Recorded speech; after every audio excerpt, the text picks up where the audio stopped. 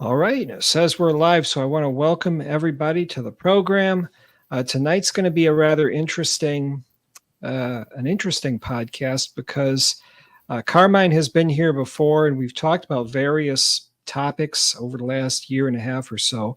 But tonight we're going to be talking about something which is, I guess, it's one of the more salient issues that we've been talking about via email and email chains going back and forth, and it's about maintaining credibility within eschatology. Now, how this whole conversation got started was uh, Carmine, you were a participant of one of our recent panel discussions, and we had a great discussion, but it kind of derailed. And you gave us some feedback to the effect that, hey, look, you guys are on the right track, or at least you're in the right frame of mind, but you're not pursuing this the right way. So we're going to be talking tonight about how eschatology can be presented in a way that maintains credibility, because there's a lot of bad arguments out there, and then there's a lot of bad methodology. So I just want to welcome Carmine to the program. Carmine, welcome. How are you, sir? I'm doing well, Brian. Thanks for having me. It's good to talk to you again. Yeah, not a problem. It's my pleasure, as a matter of fact.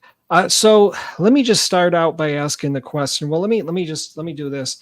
Let me just pass the mic back to you, and maybe you can explain a little bit about your background with this and what you think is the main problem, because we're doing our best. And I know, like Tristan, he's got his own method, and Jeremy, he's got his own method, and we have different methodologies, but we don't seem to be, I guess you feel that we're not doing it the right way. So, which is no problem. I don't have a problem with that kind of criticism. I'm like, okay, fine. Tell me how to do it right.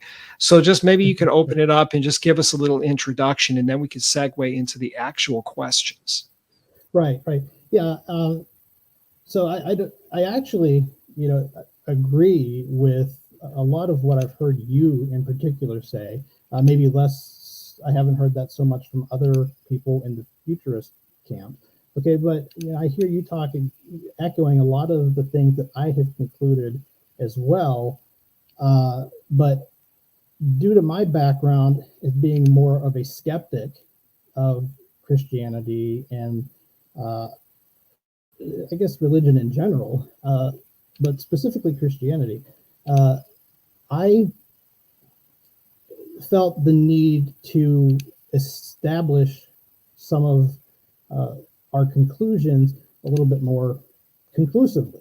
Okay, that I think a lot of the points that you and other futurists make carry weight with people who are maybe already Christians and have an unwavering faith in the Bible. That's not where I'm coming from. I'm coming from a very skeptical background, and for those sorts of arguments to carry weight with me, I needed to see some more substantial evidence, okay, that that's truly what was at play, and that these weren't merely excuses for, maybe a failure for the God of the Old Testament to actually make good on his promises. So is that kind of what you were hoping to hear there?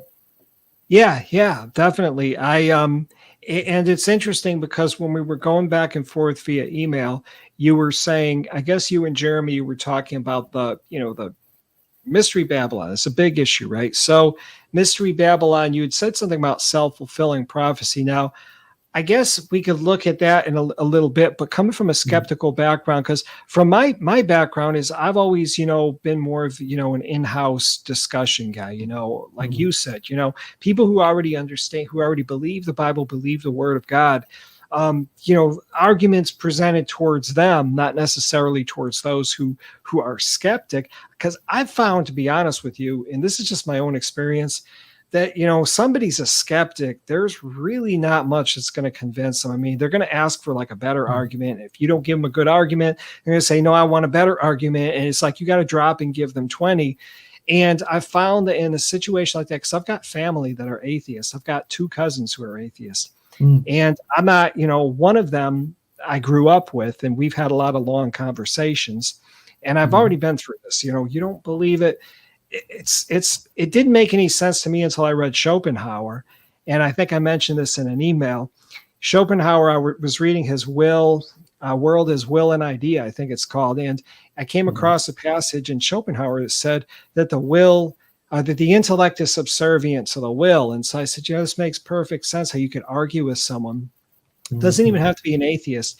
They argue back and forth, back and forth, back and forth. And no matter what kind of arguments you present, they're not going to accept it. It's because their will, because they don't want to accept it. And so I said, well, what's the only thing that can break down that will? Would be the Spirit of God. But that's, of course, coming from a Christian perspective.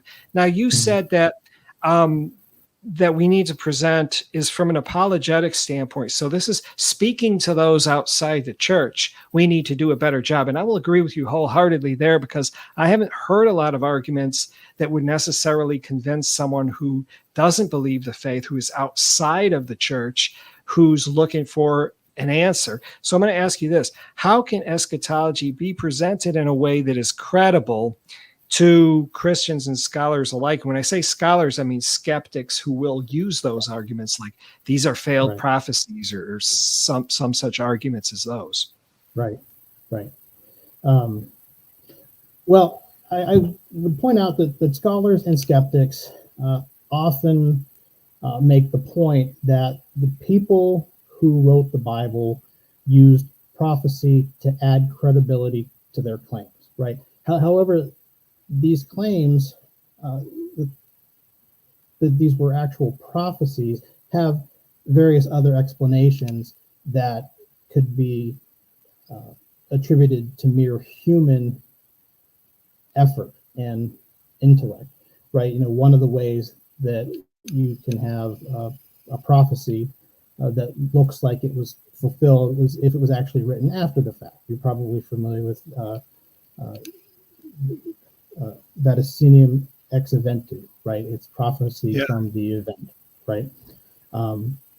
So there's that particular method that skeptics claim some of these prophecies were actually not real prophecies at all. Daniel gets blamed for that an awful lot. Either that, or they say that the prophecies were vague and flexible in their meaning, to the point to where you could make up or manufacture some fulfillment that doesn't necessarily fall in line with the exact language, or how somebody in the original audience would have taken those words at face value, right? There are other prophecies that are just kind of unimpressive in terms of what sort of power it would have taken to predict them. They're things that either easy to guess or that they're practically guaranteed to happen someday no matter what. Okay. Other things can be credited to be self-fulfilling, that just the fact the prophecy was made, humans interpreted the prophecy, that they then have some perhaps subconscious will to make that prophecy happen.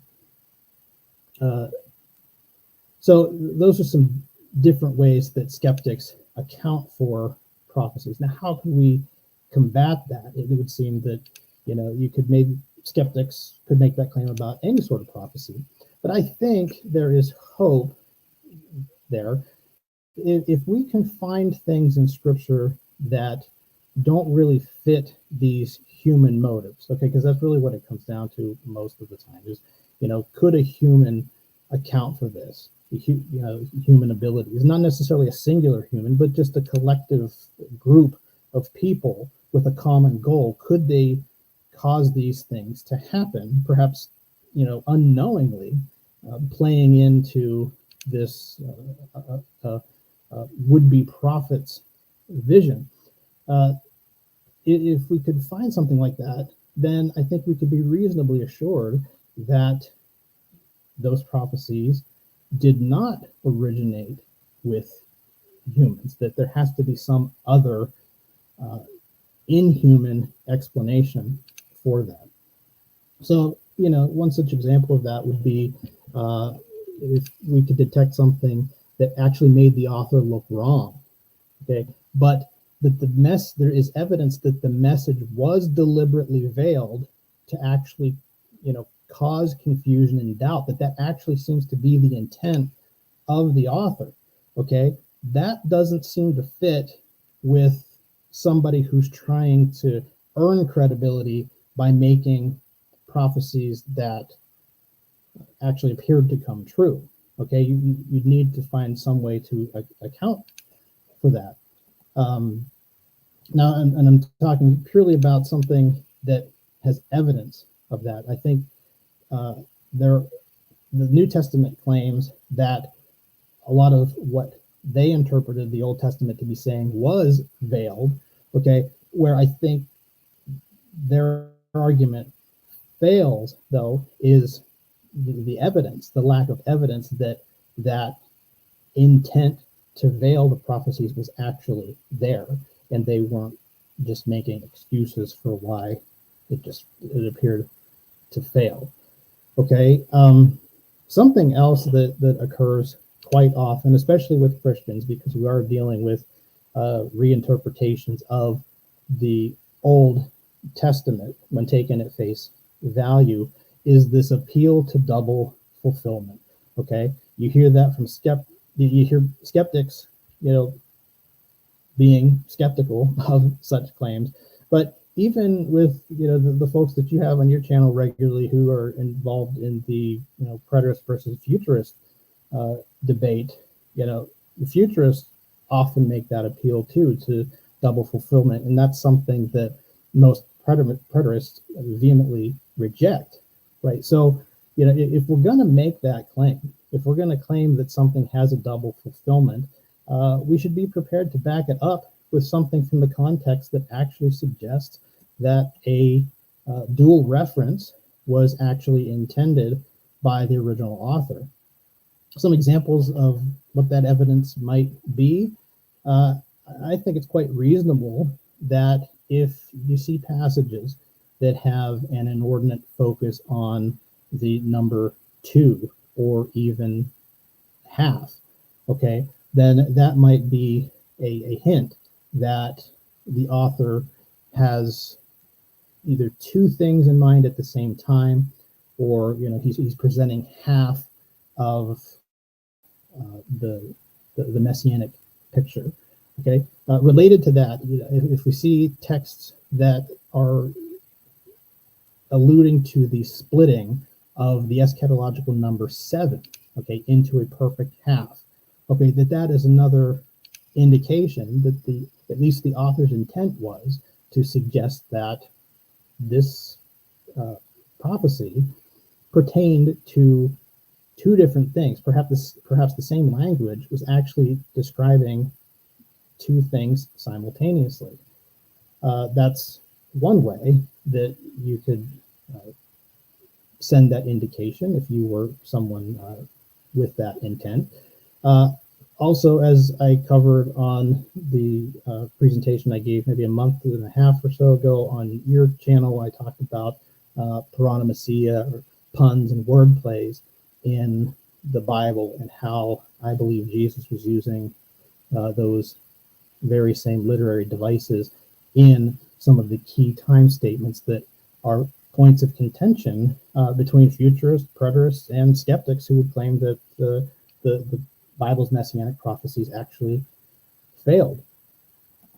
So that would be one way in which words could be taken in more than one way and actually be the intent of the author. If you could show that they were employing those literary devices, that could be evidence that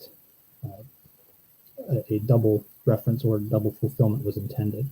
And there are other, I would say, miscellaneous evidences that you could present, or it could be possible exist in the Bible, that would also serve as some sort of indication that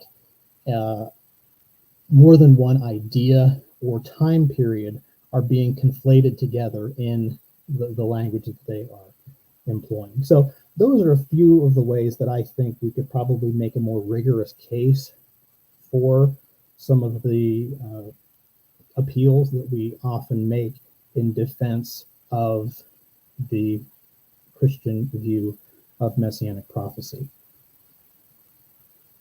Okay, so then that's really great. I like that approach.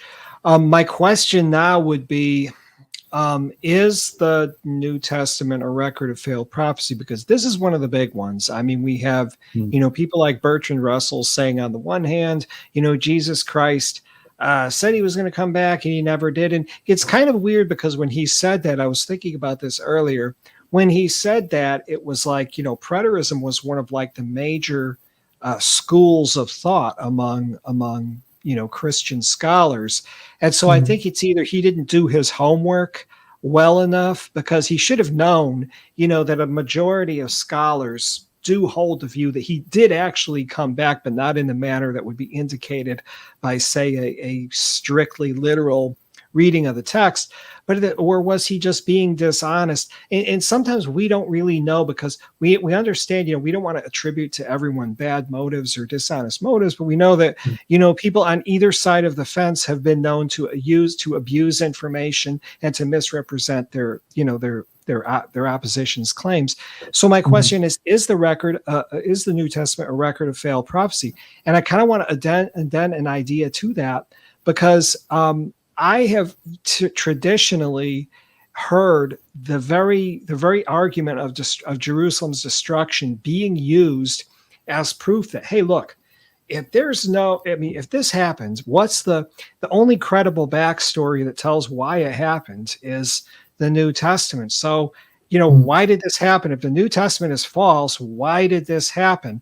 But then we know that there's a temptation to abuse the doctrines of AD 70, to be like, okay, that's it. It's only for them, or that's all prophecy is fulfilled. So my question is this: is it a record of failed prophecy? Because we know that the temple was destroyed, but we also know that there's other things that don't seem to have happened. I mean, whether they happened or not is a debate, but there are certain things that was like, well, he said he was expecting this, or this writer was expecting that. So it seems like it did fail from just a standard, unbiased reading. What is your opinion of that? Okay, well, I I wouldn't say that it was necessarily that the New Testament was a record of failed prophecy, uh, but rather it would appear to a reasonable person that it was an elaborate excuse for otherwise failed prophecy. Clearly, the New Testament writers were trying to convince their readers that the messianic prophecies of the Old Testament had been fulfilled, either in part or perhaps their entirety, or would soon be fulfilled in their entirety. But the reasons they gave for this are poor, to say the least. Poor, at least by our standards, or on a surface reading, where uh, according to the answers that Christian apologists, usually give. Okay, so to back that up, I guess I would start by saying the case that they made for Jesus being the Messiah from the Old Testament is surprisingly weak. Now, I say that because virtually none of the messianic prophecies the New Testament authors cited as being fulfilled by Jesus appear to actually have had anything to do with the Messiah at all in their original Old Testament context.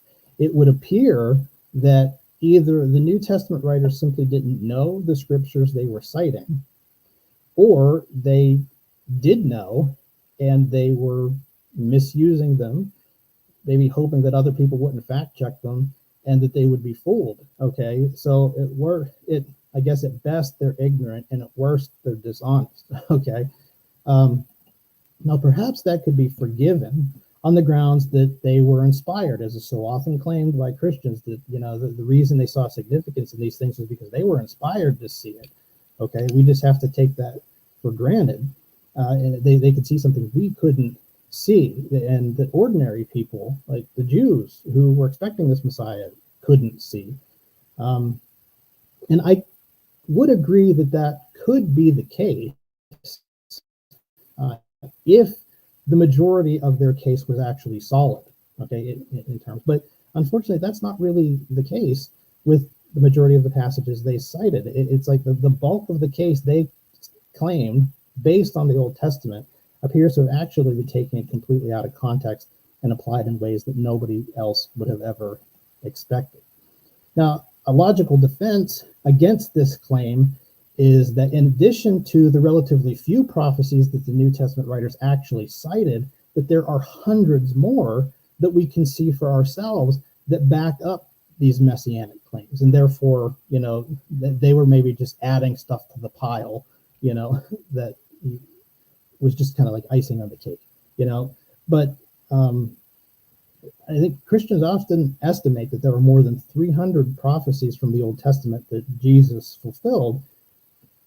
And that may sound impressive, okay, but its impressiveness is completely deflated when we realize that all of these prophecies, if you go through them one by one, okay, they all fall into one of the following categories. And I kind of talked about these a little bit earlier.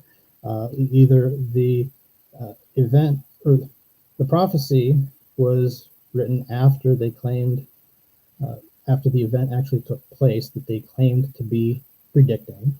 They were either vague or flexible in their meaning, whereas you could, take something that looks like it was intended to be taken literally and spiritualize it.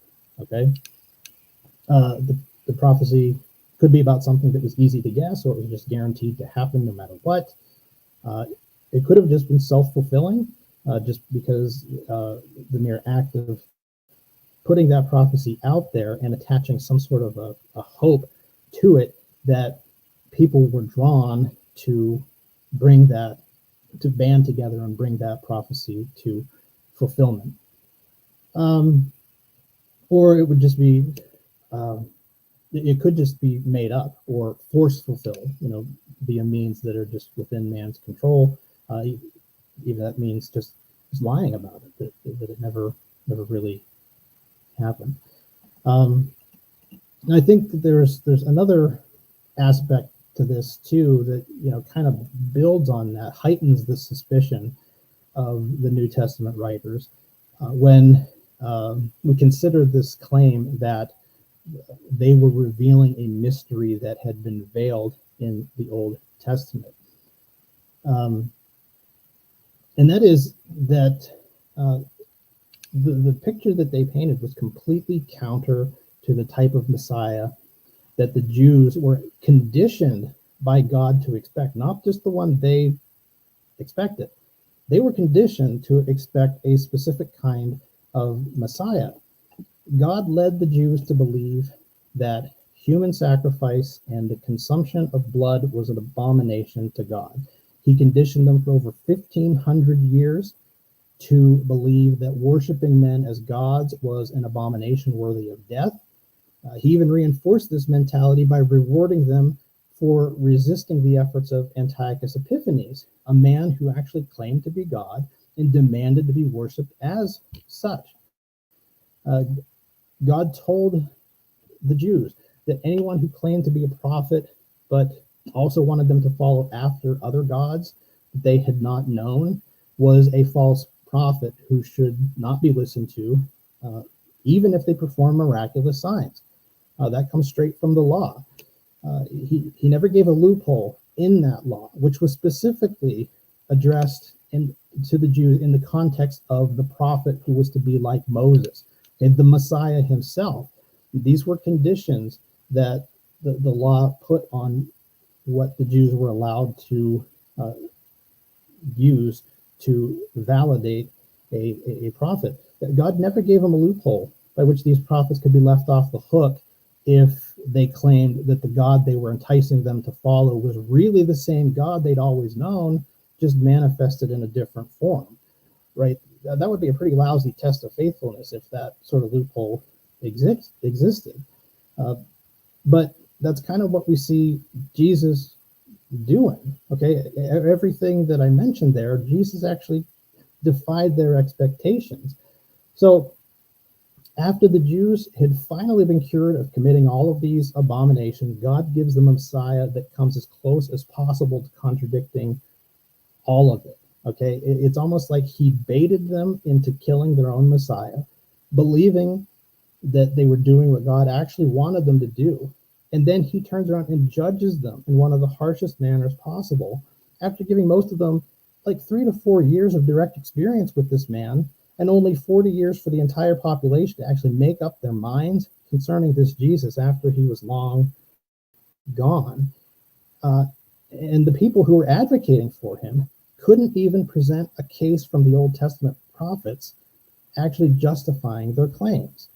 Okay, now that, to me, when I was a skeptic,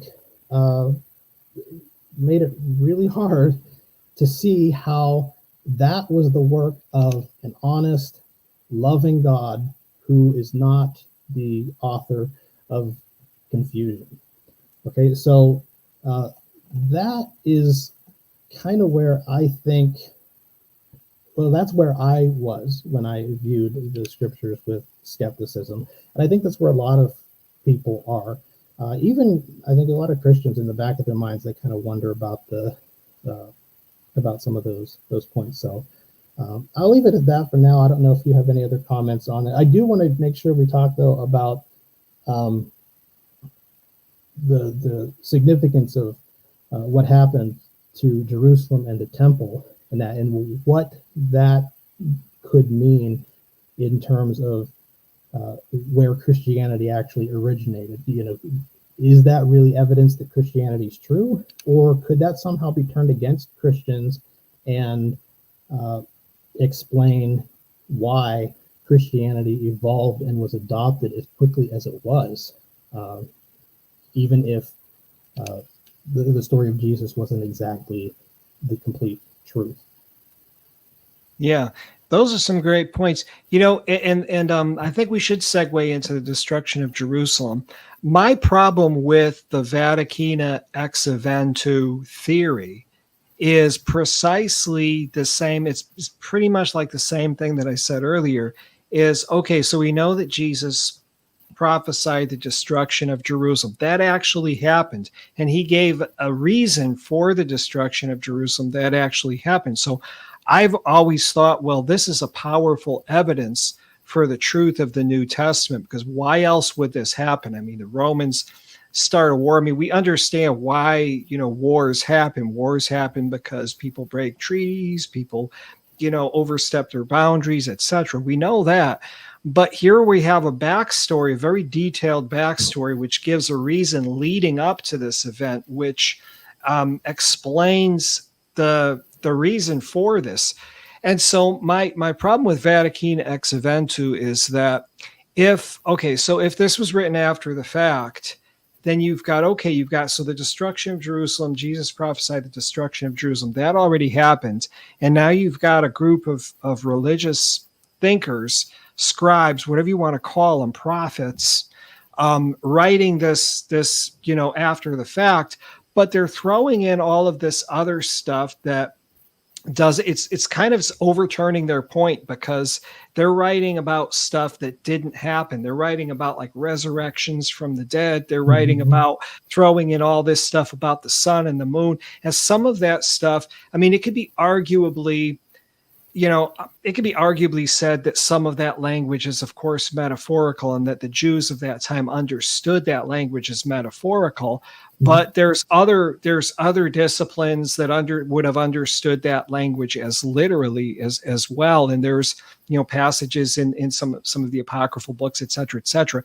But why would you throw in all this other stuff that didn't happen to confuse the prophecy even further and be like, okay, well, yeah, it's still a fake prophecy. It's still a failed prophecy, because even if you wrote it after the fact, now you're just confusing things by throwing in stuff that people are going to, when people read the book, they're going to say, okay, but this didn't happen. This didn't happen. This didn't happen. So why wouldn't you just talk about the destruction of the temple and make it credible to the people reading it? Why would you throw in a lot of miraculous stuff that would make people scratch their heads and be like, okay, well, either this stuff is future or it's a failed prophecy? I want your thoughts on that.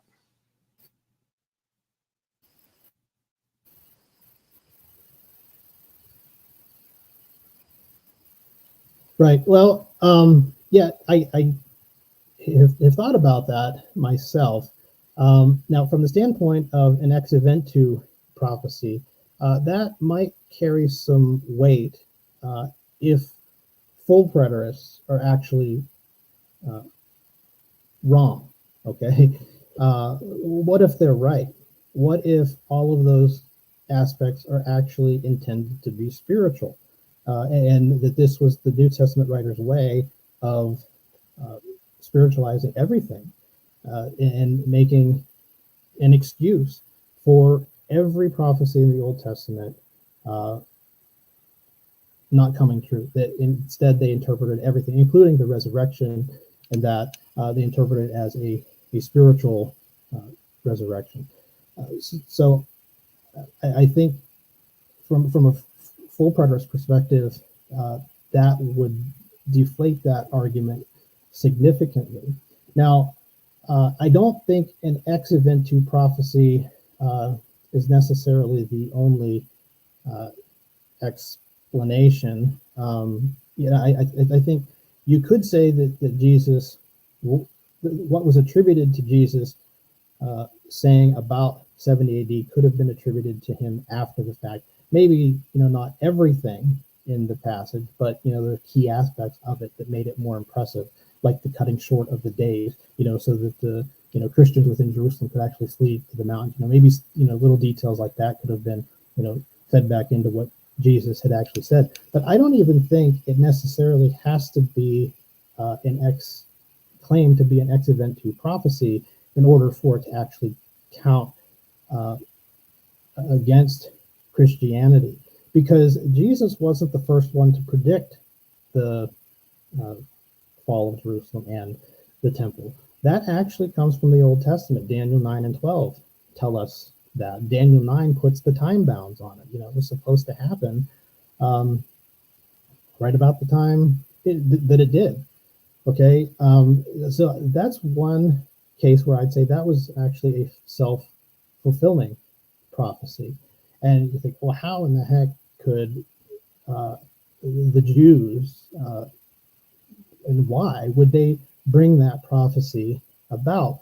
And I think a very logical explanation for that is Daniel puts the time bounds on it. He says the Messiah has to come within 490 years from the stake he put in the sand, right? So, of course, that time is near. Everybody's, got this messianic fervor, and you probably got a mixture of people what they're actually expecting this Messiah to do. Some people are playing into the what the Jews were actually expecting of the Messiah. Other people might have been a little apprehensive about it, especially the leaders, in charge of maintaining unity among the people, and maybe they're already hedging the bet that maybe this Messiah is not going to show up. Okay, and he the thinking of ways they could salvage these prophecies by maybe not spiritualizing everything, but coming up with some obscure Messiah who does a lot of who fulfills a lot of these prophecies in spiritual ways. There are other people like the Zealots, though, who are playing into the traditional Jewish understanding of the Messiah. And imagine you're from the generation of people who actually expected the Messiah to come right around when Daniel's 70 weeks would have ended, which, I think the latest you could probably put it was around the stoning of Stephen. Okay, that's when, I think the latest you could put it. So you're the generation that sees that time come and go without any of those events actually happening. So what do you think you would do? You might think, well, the Messiah is yet to come, and he is still among us. Okay, and they are realizing they're running out of time. The time for the Messiah to come is technically past, but they're still holding on to hope that they're going to be the generation to bring in that messianic kingdom. So what are they going to do? They're going to fight like they had never fought before to rid themselves of their Roman overlords. Okay, Rome on the other hand, seeing this and knowing about these messianic prophecies, seeing this unprecedented rise from the Jews, okay, it is going to tend to want to squelch that with a certain finality that maybe they hadn't ever experienced, maybe knowing about the Jewish temple being rebuilt and the Jews being freed before. Maybe Rome finally says we've got to put an end to this messianic hope once and for all. And ultimately things come to a head, and Rome destroys the temple, the symbol of all of this messianic hope, just like Daniel predicted in about the same time frame that Daniel predicted it was going to happen. And it was really the time bounds that Daniel put on it all along that was driving this messianic expectation and this fueling this fire to bring about these messianic fulfillments, okay, where Rome could have responded and just destroyed them. So from that perspective, it's not really all that impressive. So do you have any thoughts on that sort of response to the point that you had raised? Yeah, that's something that I hadn't thought of before. Self-fulfilling prophecy. The time was running out. They knew that it had to happen soon, so they fought like dogs. They incited a war with Rome. And then, of course, maybe they were probably waiting for their Messiah right until the very end. They were hoping that there would be some, I think I read somewhere, maybe it was in Josephus, they thought there was going to be some miraculous deliverance or something like that. And this is where I would say, yeah, that's possible. That's one angle that we could take. What I want to know is, well, with Josephus, because I know preterists, they rely heavily on Josephus. Josephus said this, Josephus said that. And so Josephus chronicles the Jewish Roman war, but he doesn't give the kind of backstory that the New Testament does, which actually gives moral motive to the events leading up to the destruction of Jerusalem. I mean, there was a guy that wrote, I don't know if you ever heard of Steve Anderson. He was like a really popular preacher. He came out of the fundamental Baptists, but he was like, really, he was really like anti-Semitic, anti-Jewish. But he did a documentary. It actually got removed by YouTube, and he went around to rabbis. His channel had like thousands of followers. He went around to rabbis and he asked them, what do you think of the Apostle Paul? And their rabbis basically they tore him up. They do not like Paul because Paul actually is, he's considered an anti-Semitic writer. He's considered a writer who's not friendly to the Jews. He was persecuted heavily by the Jews for, I believe, teaching that the Gentiles would partake of Jewish covenantal privileges, and ultimately that the Jews were going to be cast out. The unbelieving Jews were going to be cast out. We have the same motif going on, I think, in Christ's teachings. We have the same motif going on in the Revelation. I just, we have this anti-Jewish literature start to creep in, and it appears to attribute a sinister motive to those who rejected Christ. And then you have this historical debacle which occurs from AD 66 to AD 73, which is chronicled in for the most part by Josephus. So I guess I'm trying to figure out, okay, so if it's a self-fulfilling prophecy, that's great. But I would have to assume that this was written after the fact, and this was sort of like an apology for everything that happened, or that it's the New Testament is true, because I don't see how anybody could have faked the animosity towards the between the Jews and the early Christians, and where motive, sinister motive, is attributed to them, and you have this record of Paul being chased, harassed, and persecuted. And so I would have to assume that that is historical, valid historical material that's being documented. And again, with letters, when somebody writes a letter, they don't usually do so with the intent of being published worldwide. So the letters, I think, I was reading another major theologian who said the letters are very strong proof in favor of Christianity, because it couldn't possibly have anticipated that these were going to get, they were personal, private communications. And the details are, you really have to do a lot of detective work to get it. Well, what's he talking about? Well, historical details, because he's not like writing everything, okay, that this happened and that happened. He's making allusions to stuff that was going on at the time, but it was only known to the people to whom he was writing. And so you have to get back in there and do a lot of detective work. But what do you think? I know I'm rambling, but what do you think? Because I guess I don't really know where you're coming from. If it's Vatican ex eventu, if it was written after the fact, how do you deal with this wall of historical evidence that seems to justify a bad relationship between the Jews and the early Christians, and which also seems to justify some of the prophecies which talk of this as being one of the root causes of the war between between Jerusalem and Rome? How do you deal with that massive information? You just explain it away, or say that they were just apologizing after the fact? How do we deal with that?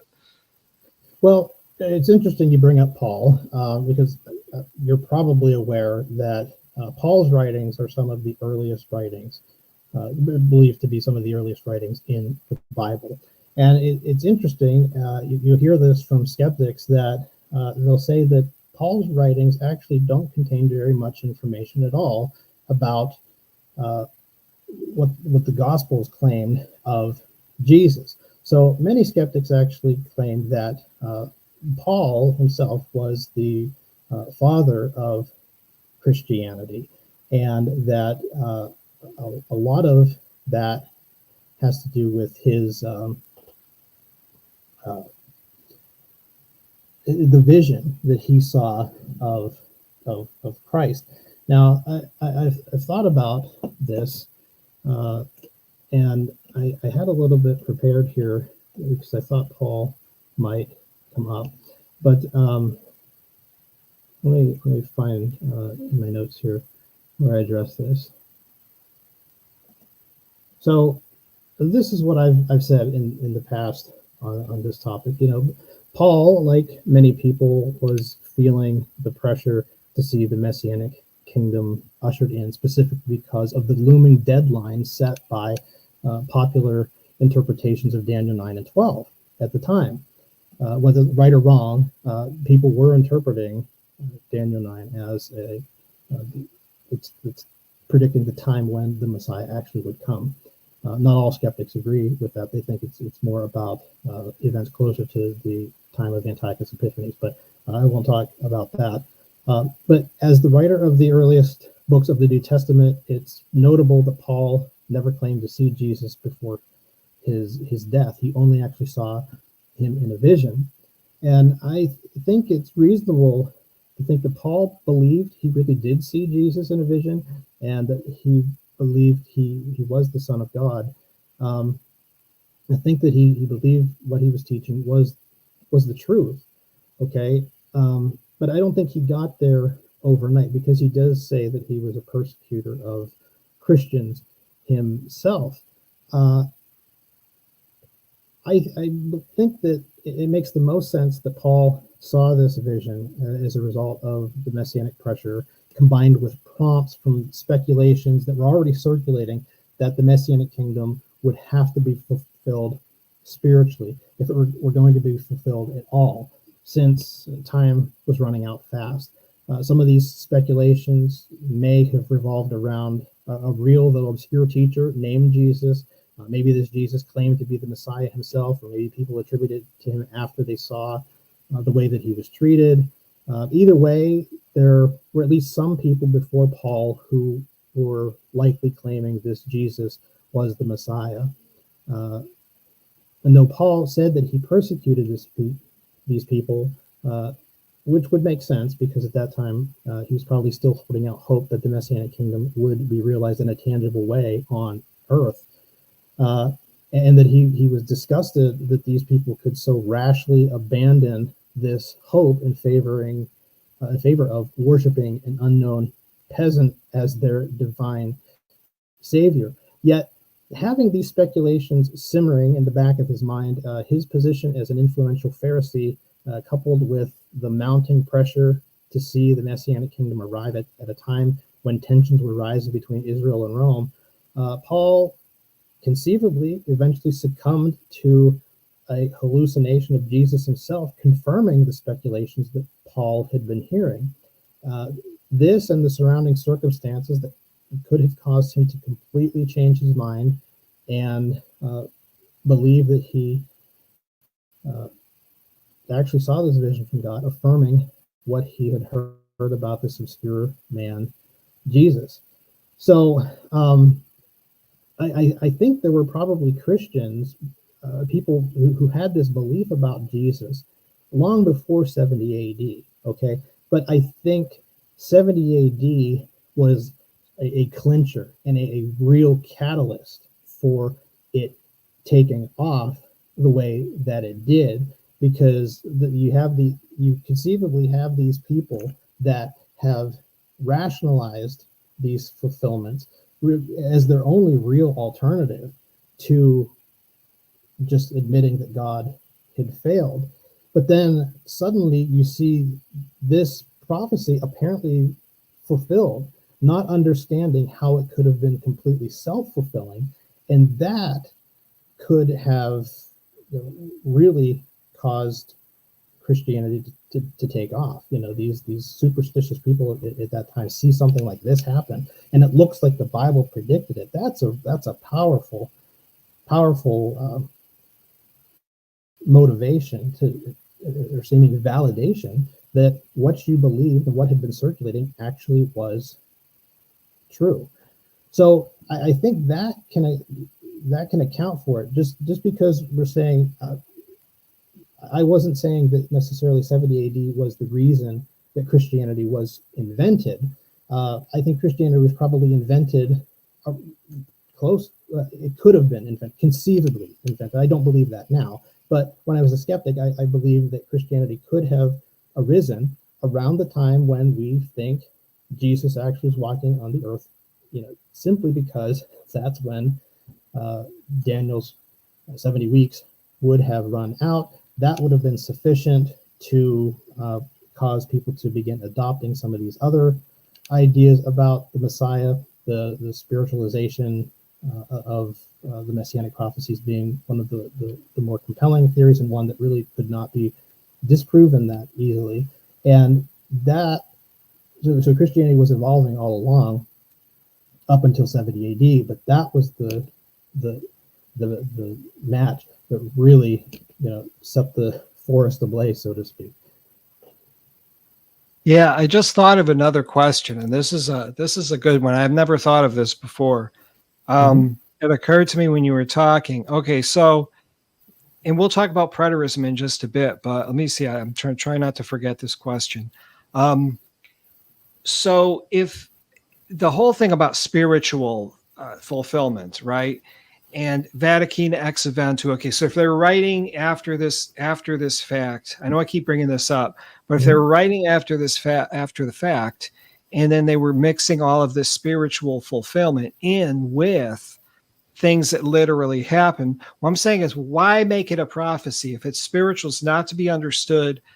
If it's not to be understood literally, why not just say, instead of making it a prophecy, why not just say, okay, this is what happened, and just make it a spiritual allegorical, didactic prose or something like that. Like,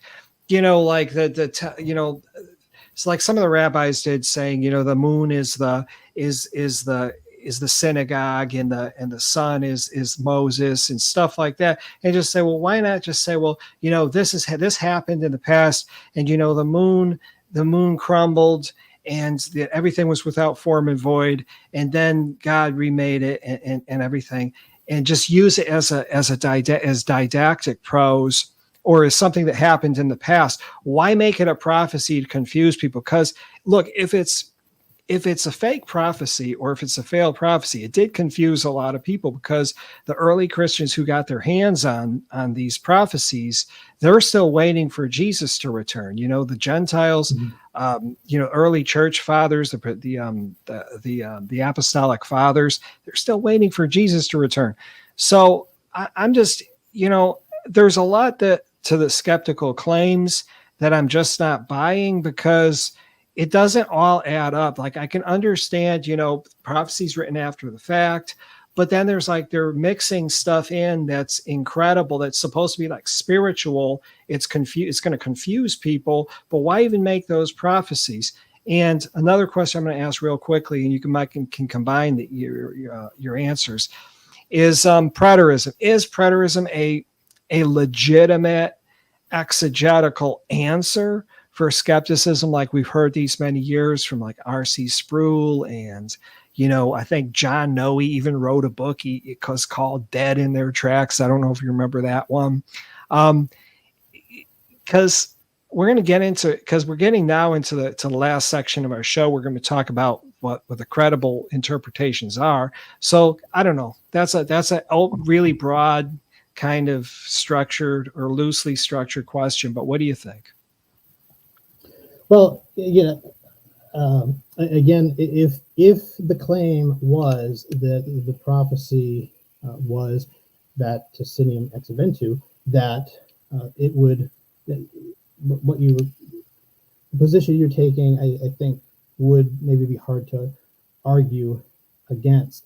What I'm saying, for the most part, is that it was most conceivable to me that most of what Jesus said wasn't ex eventu. Okay, it was an elaboration on the expectation that Daniel set in Daniel 9 and 12 about what was going to happen to the temple.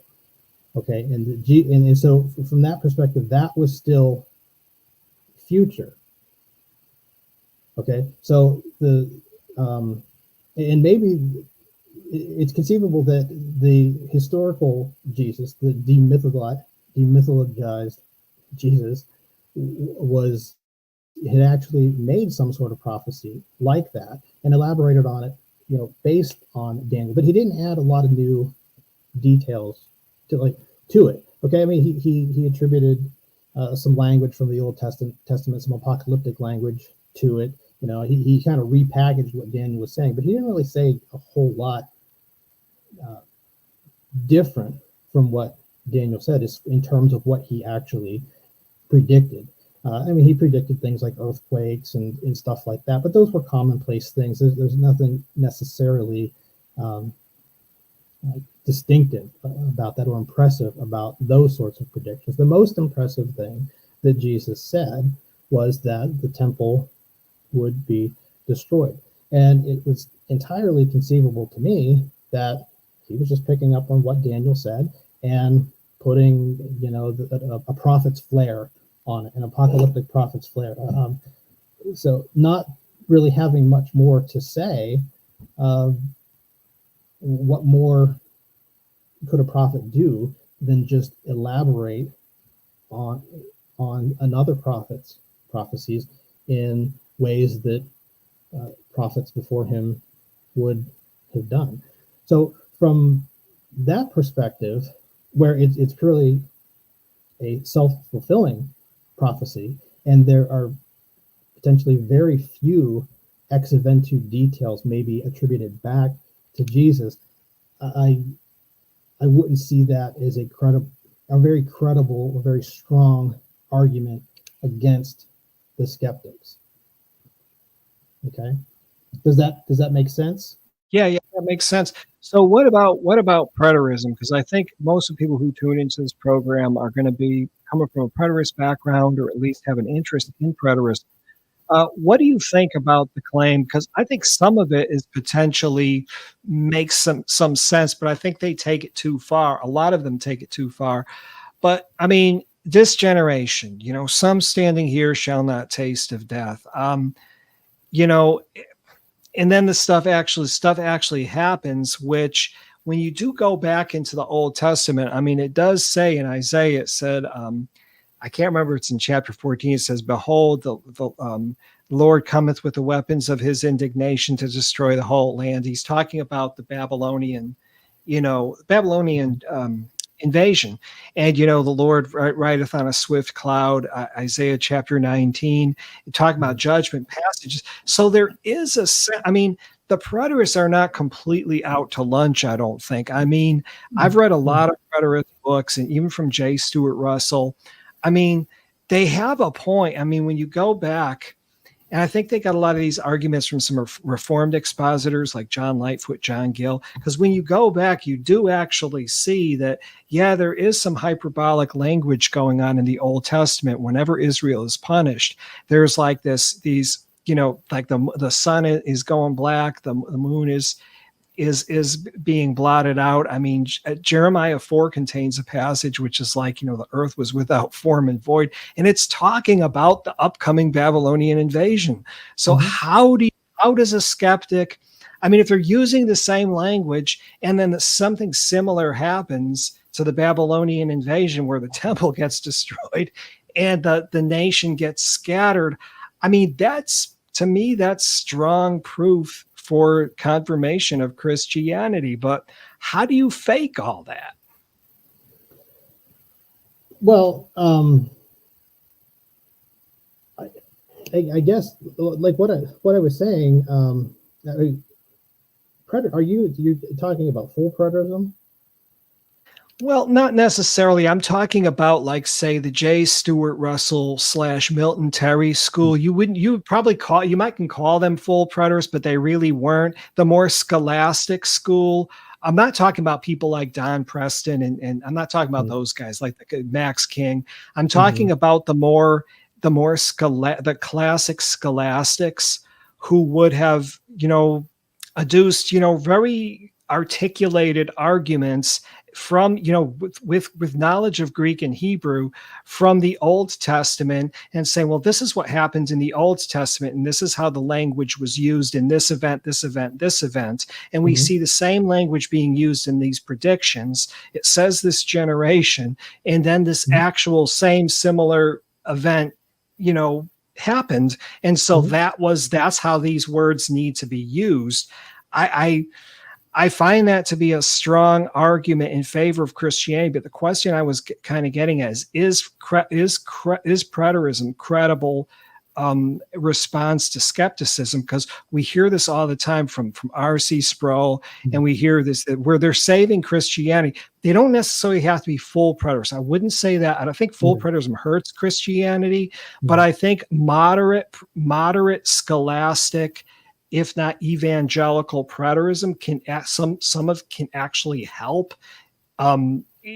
stabilize Christianity against some of these critical skeptics. Because like I said, Bertrand Russell, he was either being dishonest or he didn't do his homework, because that was the prevailing method of interpretation at the time. And he should have known, Mill's laws of induction. You need to know of all your exceptional instances that can be known, should be taken into account. But he didn't really do his homework. So is this a credible response to skepticism? Yeah. Well, when I first became a preterist, because I was one at a time, I had this hope, that wow, the scriptures actually make so much more sense now. And you have this event, okay, that would seem to, prove that Jesus was a true prophet. But realizing that he was piggybacking off of Daniel, okay, that Daniel was one who really made the prediction about the temple, and that Jesus was just using Old Testament apocalyptic language to embellish that same basic idea, okay, just as it had been done in the Old Testament. that he wasn't really adding much new information about what was going to happen to Daniel's prophecy. He was just making it more verbose. Okay. So I still think preterists need to contend with the idea that Daniel's 70 weeks could have accounted for it being a self-fulfilling prophecy, that what happened in 70 AD was driven largely by the time bounds which Daniel put on the Messiah's advent.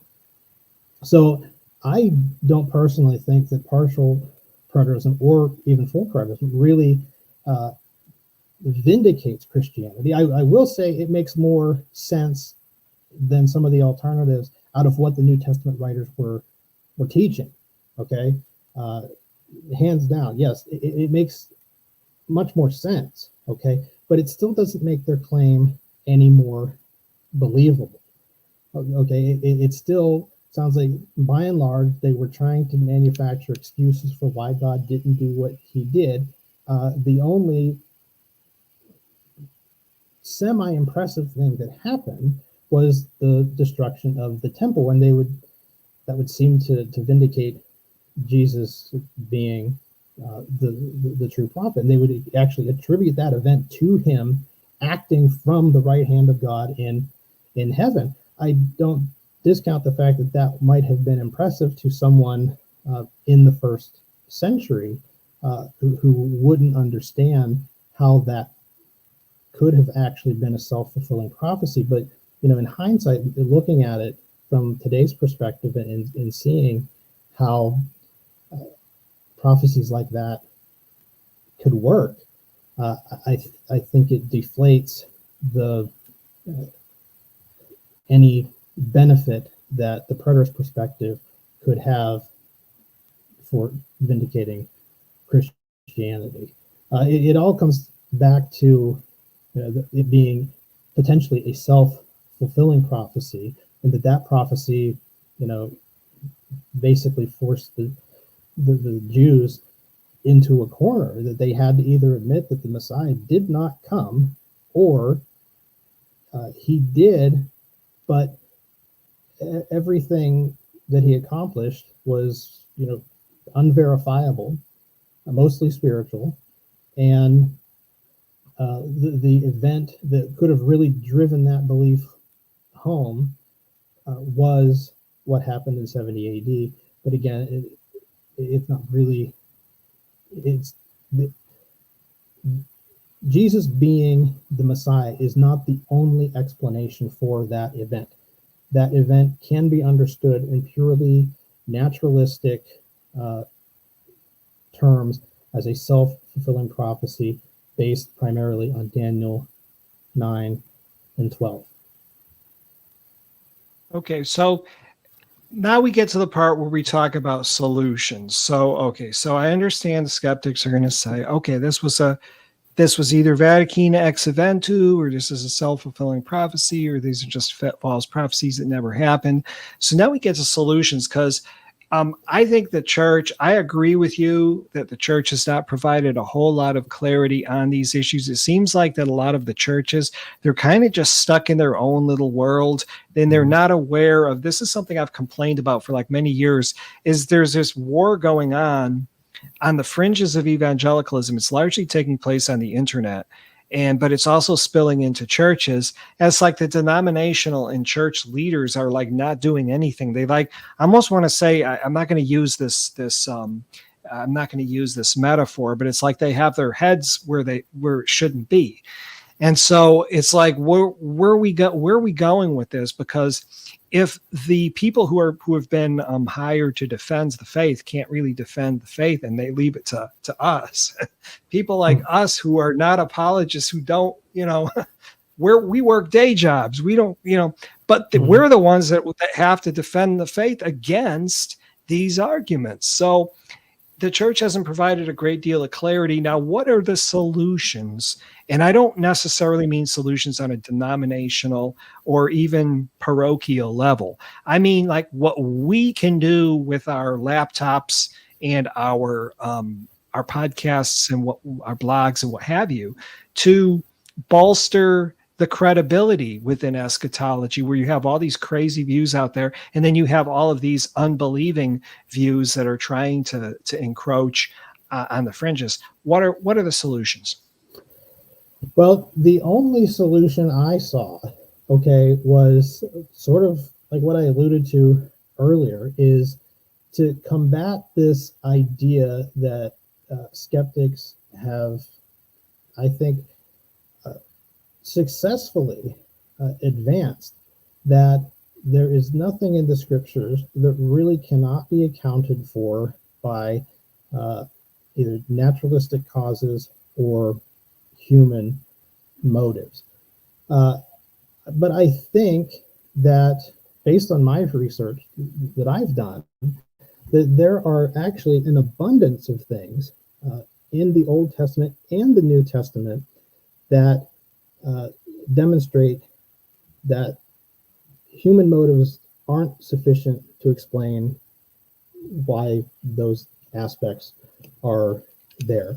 I gave the example earlier of anything that might be in the text that actually makes the author look wrong. Okay, that they actually had a wrong prediction. Okay, the skeptics say that these prophets wanted to appear correct. They were able to see something that only God could see, and that was something in the future. But if you can actually identify something in the text that most people would have concluded that prophet was actually incorrect, okay, but there is evidence that they had deliberately veiled their message to cause confusion and doubt on the part of the reader, to actually doubt whether or not what they were saying was true, that could not be attributed to humans. Humans would not do something like that. But a God who is in perfect control of history and that knows that his word is going to survive and that someday somebody's going to understand what he really meant, and that it wasn't for his original audience, it was something for people who none of these other evidences would carry any weight with. People in our day, okay, who didn't get to see any of the miracles of Jesus, who didn't get to see any of the miracles from the Old Testament, the parting of the Red Sea, all of that stuff. That there's actually something in the word itself that you can make a good case to say this person was saying more than they let on. Okay, they were implying. They actually wanted people to doubt this. But if you're willing to give them the benefit of the doubt and understand what they're actually trying to accomplish, and that they actually are right, too, that they're not actually wrong. They actually were right, but they were right in a veiled way, then that, I think, is probably the best evidence that we could expect that the Bible and its prophecies, specifically the Messianic prophecies, were not human in origin. And I have documented quite a few things on my blog and my YouTube channel that I think fall into that category.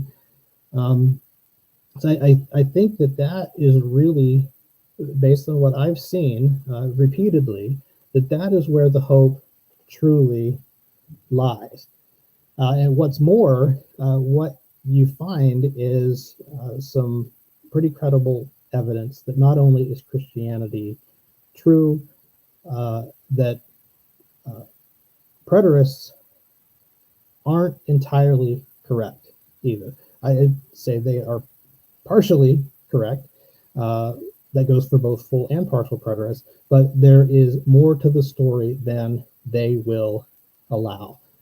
So, as I mentioned earlier, I think there is a good case to be made for the idea that the prophets, specifically Daniel, Jesus, and the prophecy in Revelation, that it has a significant element of duality to it, and that those aspects demonstrate that these prophets were saying more than it would appear on the surface. And I gave some examples earlier of what such evidence of duality could be. You could have the prophet placing an inordinate focus on the number two, or half, or things doubling or splitting into half, or things actually being recursive in nature. That's another way that can happen. If you see the prophet making references to the eschatological number 7 being split into half itself, okay, for some reason. And if you look at the other elements of the story, you can tell that they are using that as an indication that they're speaking with a forked tongue, that they're saying two things in the same breath. Things like puns and plays on words and paronymosia, those are ways, documented ways, that are actually inherent to the human language, literary devices that we use regularly to say two things at the exact same time.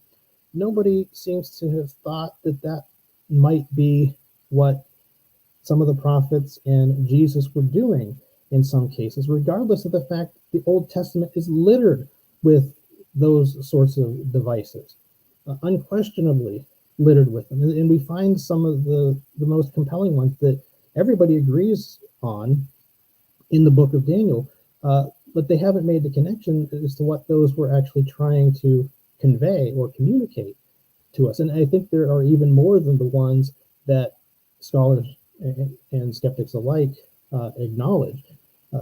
We can capitalize on those and demonstrate that these prophets were smarter than they let on. They were dumb like a fox, so to speak.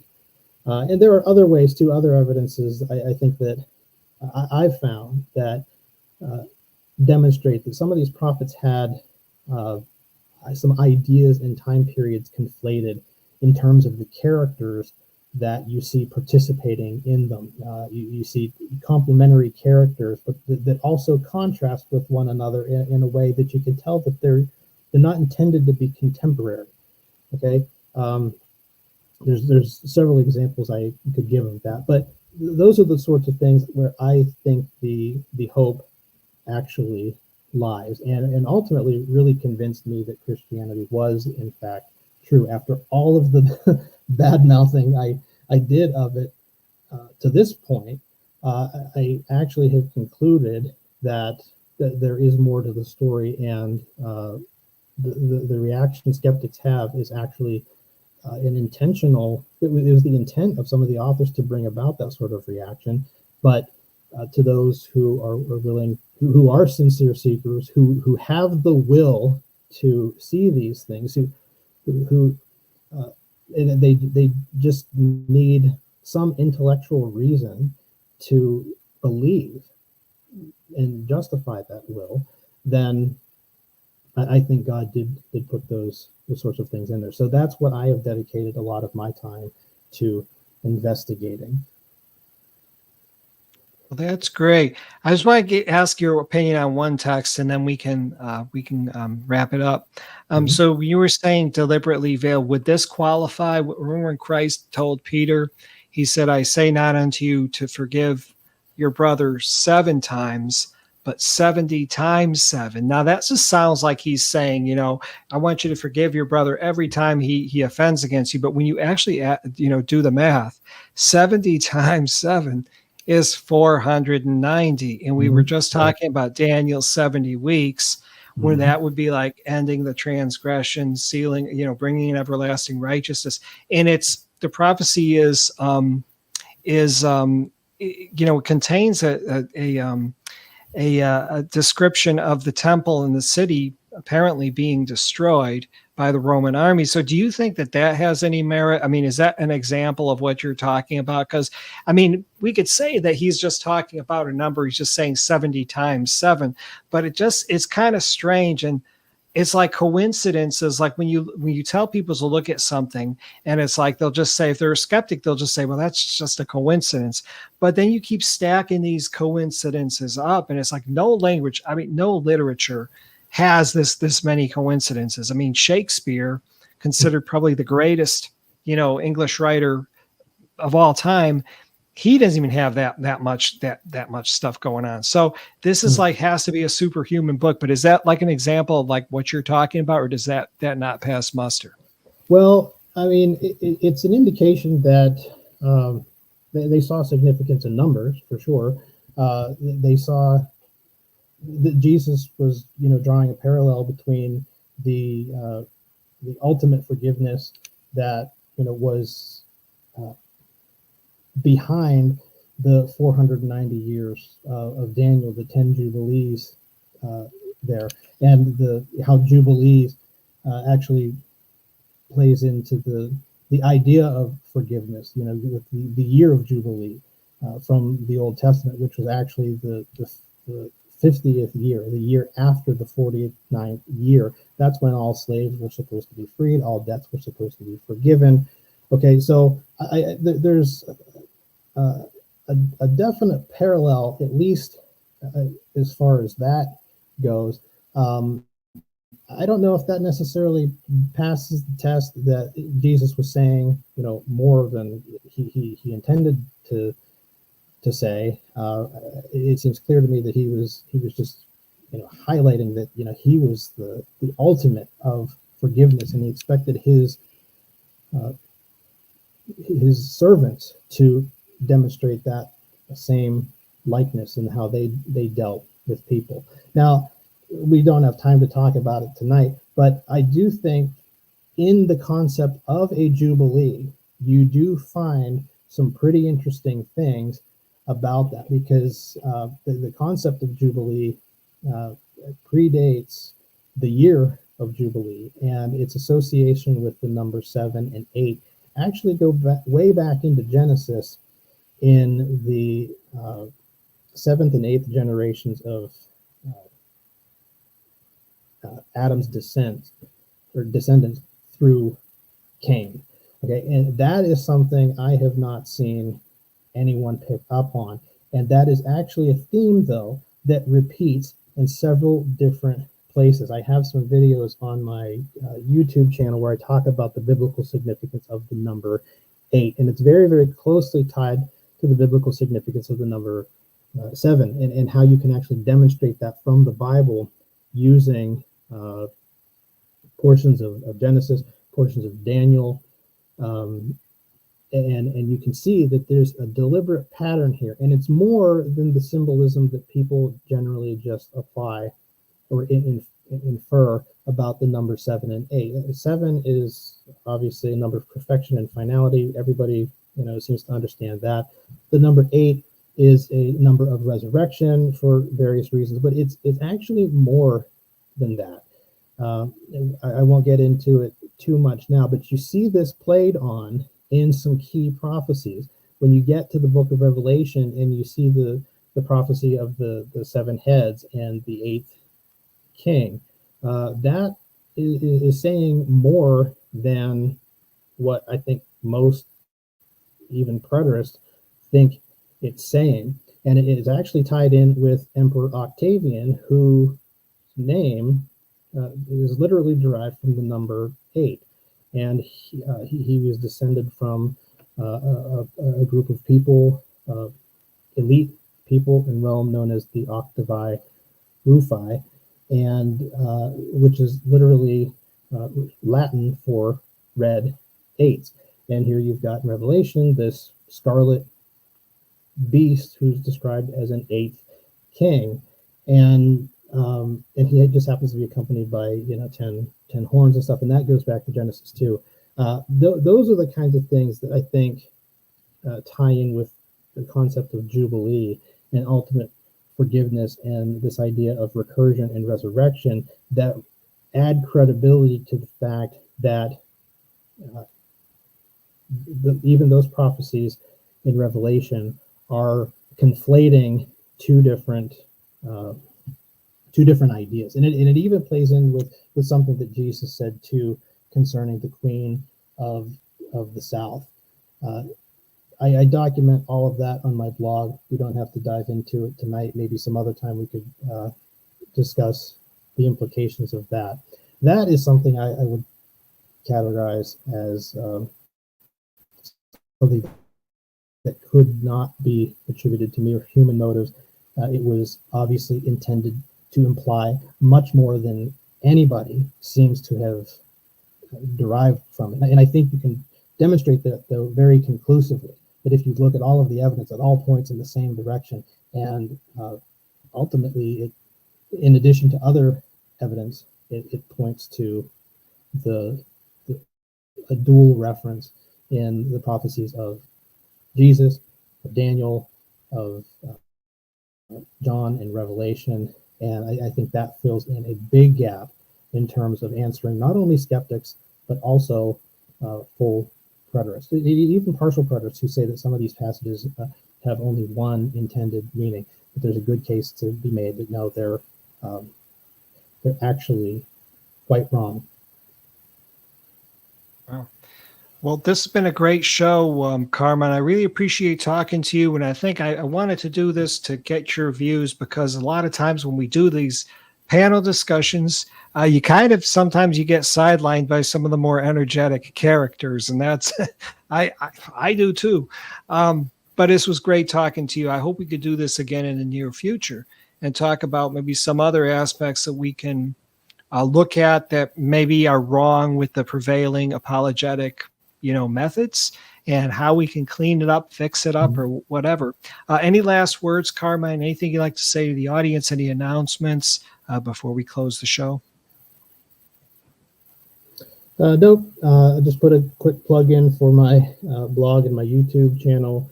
You can read a lot of the articles that I've written on some of the very subjects that I think lend a lot of credibility to Christianity and a futurist view of biblical prophecy, despite all of the objections that I had raised as a skeptic.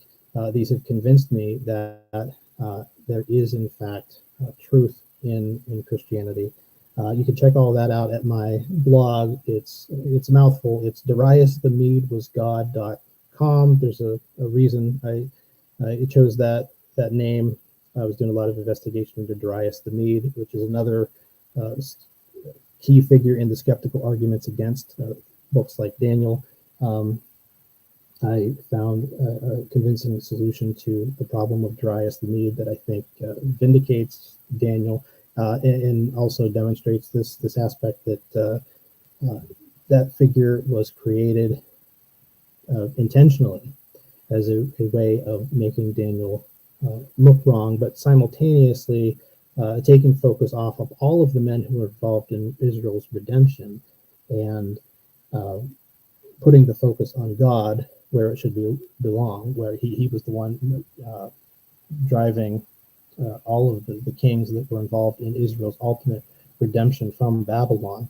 But he took characteristics from all of them and melded them together into this figure of Darius the Mede as a symbol of himself and even his intent to take on human flesh to save all of humanity. But that's just a little background on where the name came from. Since doing that research, I found tons of other things that I've documented on my blog. Many of those articles have corresponding audio that is hosted on YouTube, links to which are in the images in the heading of a lot of those articles. So if anything I've said here has piqued your interest tonight, you'll find missing pieces to that puzzle on both of those resources. All right. Well, thank you, sir. It's been a pleasure talking to you, and I hope we could do this sometime soon. Yep, absolutely. Thanks, Brian. I really appreciate the opportunity. I will. Thank you. God bless. Same to you.